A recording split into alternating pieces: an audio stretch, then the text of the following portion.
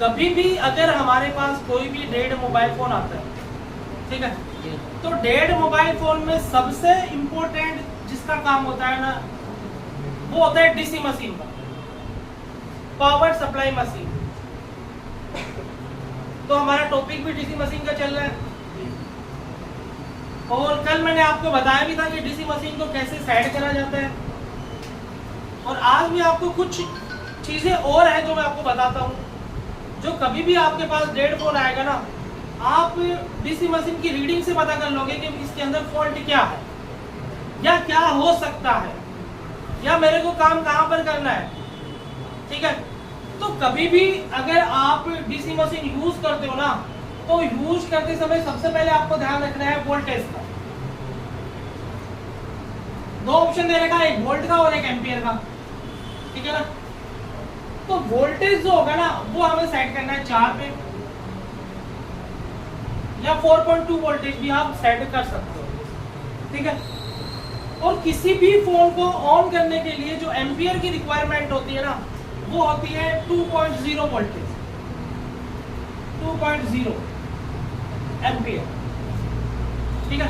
तो 4 वोल्ट और 2 एम्पियर से हम किसी भी मोबाइल फोन को चेक कर सकते हैं। डीसी मशीन है क्या? डीसी मशीन एक डिजिटल बैटरी है, समझ में आ रही मेरी बात?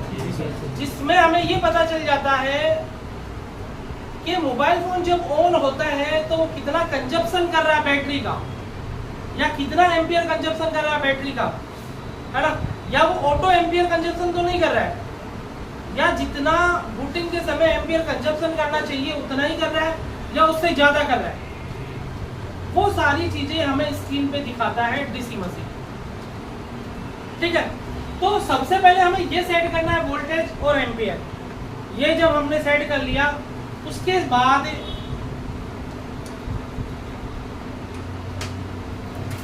इस टाइप की एक बूट केबल मार्केट में मिलती है, देखिए आपने सबने, ठीक है। हमेशा कभी भी आप किसी भी मोबाइल फोन को चेक करोगे तो आपको बूट केबल से ही उस मोबाइल फोन को चेक करना है, समझ लो। वो से क्या करते हैं ना कि प्लस माइनस के 2 पॉइंट होते हैं, उनसे चेक करते हैं। तो अगर उनसे प्लस और माइनस से चेक करोगे ना, तो आपको प्रॉपर फाइंड आउट नहीं होगा कि फोन के अंदर क्या फॉल्ट है। क्योंकि अगर प्लस माइनस से आप चेक करोगे ना, तो बहुत से मोबाइल फोन ऐसे होते हैं,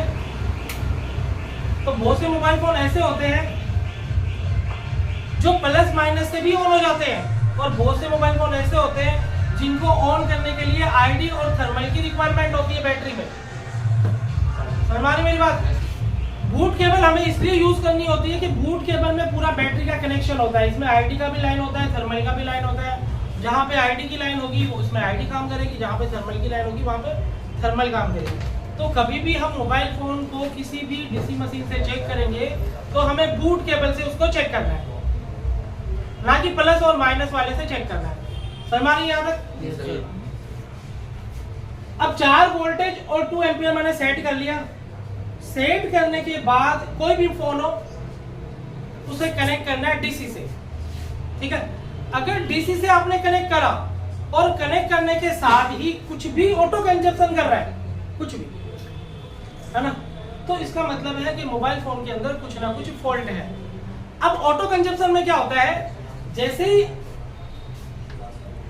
ही आप डीसी को कनेक्ट करोगे ना, तो ऑटो कंजप्शन में क्या होता है कि जैसे ही आपने मोबाइल फोन को कनेक्ट करा और कनेक्ट करने के साथ ही अगर ये वाला कंजप्शन कर रहा है 1.999, तो इसका मतलब है मोबाइल फोन के अंदर फुल शॉट है, ठीक है।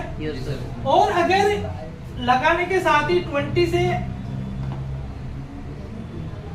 ये कंजप्शन ले रहा है तो मोबाइल फोन के अंदर हाफ शॉटिंग हमारी। और लगाने के साथ अगर इससे नीचे एम्पियर ले रहा है, जैसे 1 2 3 4 5 6 7 8 तक ले रहा है, तो मोबाइल फोन के अंदर माइनर शॉटिंग, ठीक है। तो जितनी माइनर शॉटिंग होती है ना, उसे निकालना उतना ही कठिन होता है, एक तरीके से ये समझ लो। तो मैं आपको वो भी बताऊंगा कि माइनर अगर शॉटिंग आ रही है तो क्यों हो रही है, वो भी मैं आपको बताता हूँ। और बहुत सी शॉटिंग ऐसी भी होती है, जब आप डीसी मशीन से चेक करोगे ना, तो डीसी मशीन भी उसको फाइंड नहीं कर पाएगा। वो जो शॉर्टिंग होती है ना, वो होती है सेकेंडरी लाइन की शॉर्टिंग, डीसी मशीन को भी पता नहीं चलेगा। क्यों नहीं चलेगा वो मैंने आपको कल समझाया था, समझ लो। जब सीपीयू की लाइन में या बक लाइन में या एमएमसी की लाइन में कोई भी सॉर्टिंग हो जाएगा कंपोनेंट, तो डीसी मशीन को नहीं पता चलेगा। आप डीसी मशीन से भी उस चीज को फाइंड आउट नहीं कर सकते। फिर हमें कूल टेस्टिंग करना पड़ता है, हर एक कंपोनेंट को कूल टेस्टिंग करके चेक करना पड़ता है कि कहां पर सॉर्टिंग है। ठीक है, समझ में याद है? अब देखो, अब मैंने ये तो चीज होगी सॉर्टिंग की, हाफ सॉर्टिंग की, माइनर सॉर्टिंग की। ये फुल सॉर्टिंग होगी या हाफ सॉर्टिंग होगी, अगर 20 से नीचे है तो माइनर सॉर्टिंग होगी। ठीक है, अब उसके बाद अगर कोई भी मोबाइल फोन ओके कंडीशन होगा ना, और आप डीसी से कनेक्ट करने के बाद स्विच को प्रेस करोगे, और स्विच को प्रेस करने के बाद अगर बेसिक या जियो वगैरह के फोन है तो 150 मिली एम्पियर से 500 मिली एम्पियर तक अगर कंजप्शन करता है तो इसका मतलब है मोबाइल फोन ऑन है। ठीक है, लेकिन ये भी सीरियल वाइज, ये नहीं कि आपने एक बार बटन दबाया, बटन दबाने के साथ ही 150 या 250 या 500, अगर ऐसा कुछ हो रहा है तो मोबाइल फोन के अंदर प्रॉब्लम है। समझ में आ रही है? ठीक है, अब जैसे मान लो आपने मोबाइल फोन को कनेक्ट करा और कनेक्ट करने के बाद स्विच को दबाया, और स्विच को दबाने के साथ ही 150 मिली एम्पियर कंजप्शन कर रहा है या 500 मिली एम्पियर कंजप्शन कर रहा है, तो इसका मतलब है मोबाइल फोन की या तो पावर आईसी के अंदर फॉल्ट है या फिर मोबाइल फोन के पावर सेक्शन में कोई फॉल्ट है। हमारी और बहुत से मोबाइल फोन ऐसे भी होते हैं कि जब आप मोबाइल फोन को चार्जर से कनेक्ट करोगे ना, तो वो चार्जिंग चलते हुए तो दिखाएगा, पर लेकिन जैसे ही आप डीसी मशीन से कनेक्ट करके फोन को ऑन करोगे ना, तो ऑटो कंजप्शन, मतलब स्विच को दबाते ही 150-500 पे चला जाएगा, पर फोन ऑन नहीं होगा या रीस्टार्ट हो जाएगा। अगर इस टाइप की प्रॉब्लम आ रही है तो वो पावर सेक्शन या पावर आईसी की फॉल्ट होती है। समझ में आ रही बात? ठीक है, अब उसके बाद एक जो प्रॉब्लम आती है वो प्रॉब्लम आती है लो बूटिंग की। कौन सा बूटिंग?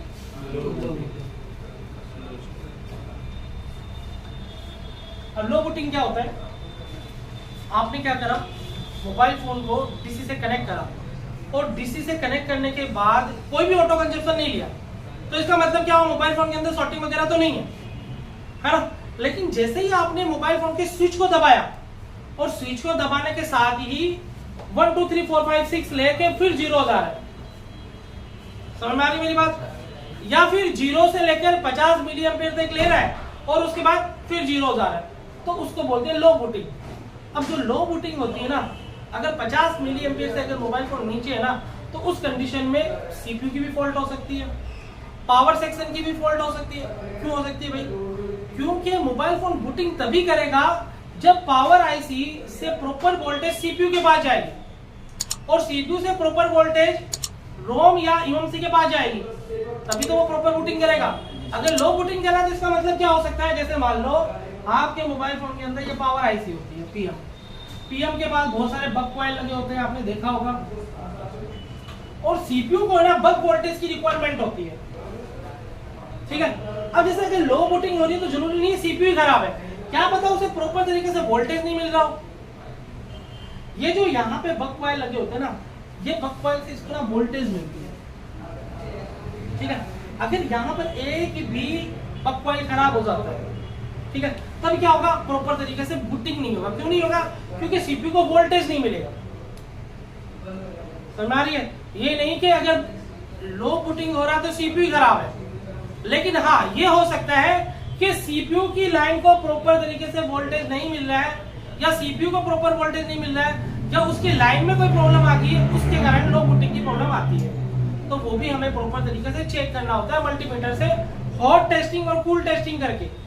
समझ में आ रही मेरी बात? पूरा का पूरा मोबाइल रिपेयरिंग का जो कॉन्सेप्ट है ना ट्रेसिंग का, वो हॉट टेस्टिंग और कूल टेस्टिंग से। अगर आपको हॉट टेस्टिंग और कूल टेस्टिंग प्रॉपर तरीके से करना आता है ना, तो आप किसी भी मोबाइल फोन की ट्रेसिंग आसानी से कर सकते हो।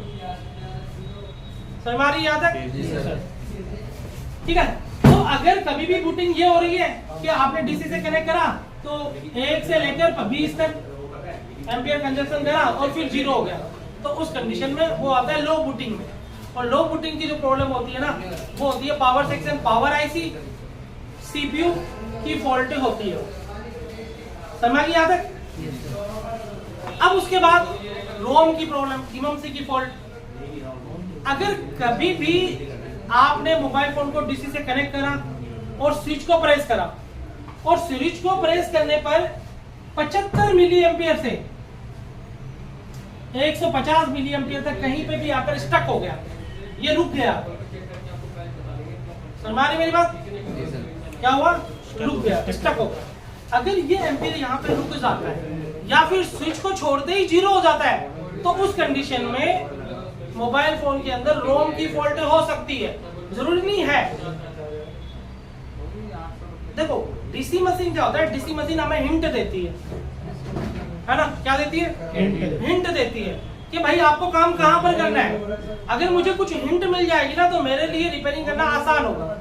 अगर हिंट नहीं मिलेगी ना तो रिपेयरिंग करना थोड़ा हार्ड हो जाएगा। समझ में आ रही है? तो अभी मैंने आपको बताया कि 75 से 150 मिली एम्पियर तक कहीं पे भी कंजप्शन स्टक हो जाए, रुक जाए, या स्विच को छोड़ते ही जीरो हो जाए, तो उस कंडीशन में जो फॉल्ट होती है ना, वो फॉल्ट होती है रोम आईसी की, ईएमएमसी की। ठीक है? अब उसके बाद बहुत से मोबाइल फोनों में क्या फॉल्ट आता है कि कोई बूटिंग ही नहीं ले रहा है। कोई बूटिंग नहीं ले रहा मतलब समझ गए कि जैसे ही आपने कनेक्ट करा डीसी से, कोई ऑटो इनपुट नहीं लिया, फिर आपने क्या करा, स्विच को दबाया और स्विच को दबाने पर भी कोई कंजप्शन नहीं ले रहा है, तो उस कंडीशन में पता है क्या फॉल्ट होती है? नो बूटिंग, कोई बूटिंग ही नहीं ले रहा है।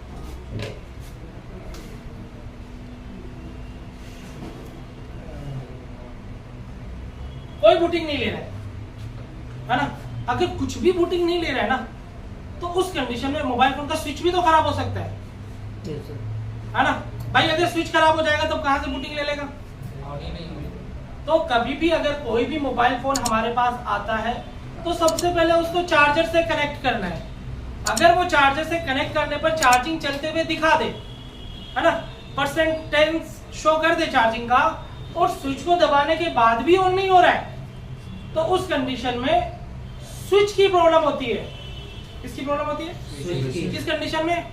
अगर चार्ज पे लगाने के बाद वो चार्जिंग चलते हुए दिखा दे और बटन दबाने पे ऑन ना हो, तो उस कंडीशन में किसकी प्रॉब्लम होती है? स्विच की।